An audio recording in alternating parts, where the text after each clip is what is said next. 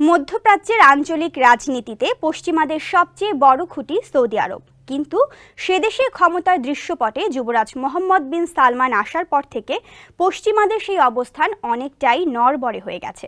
রিয়াদকে এড়িয়ে মধ্যপ্রাচ্যে খবরদারি প্রতিষ্ঠা সম্ভব নয়, তাই বিকল্প শক্তির উত্থান হওয়ার আগ পর্যন্ত বর্তমান সৌদি প্রশাসনের বিকল্প নেই পশ্চিমাদের কাছে। এ কথা খুব ভালোভাবেই জানেন যুবরাজ মোহাম্মদ, তাই পশ্চিমাদের রীতিমতো নাকে দড়ি দিয়ে ঘোরাচ্ছেন তিনি। আরও জানাচ্ছেন আহমদুল্লাহ শিকদার।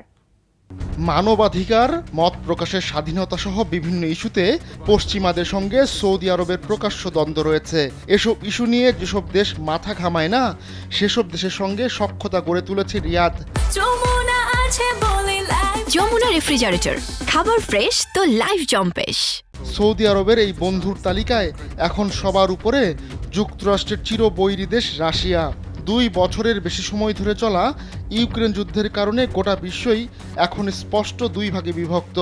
এরই ধারাবাহিকতায় একসময় পশ্চিমা ব্লকে থাকা অনেক দেশের মতো সৌদি আরবও হুমকি ছড়াচ্ছে রাশিয়ার পক্ষে।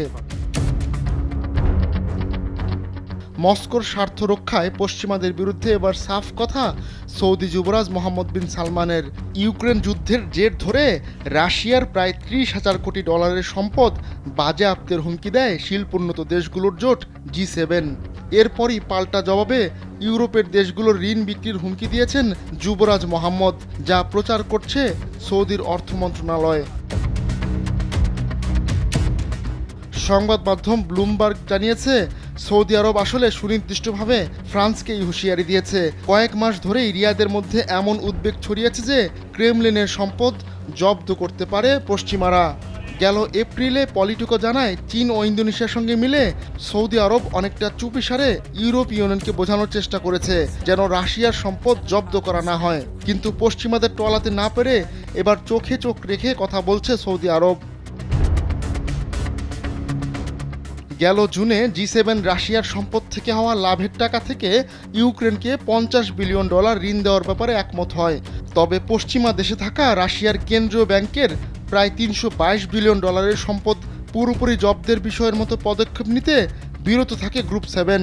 ব্লুমবার্গ বলছে, যুক্তরাষ্ট্র ও যুক্তরাজ্য রাশিয়ার সব সম্পদ জব্দের পক্ষে হলেও সৌদির হুমকির কারণে ইউরোপের অনেক দেশ কিছুটা পিছিয়ে গেছে।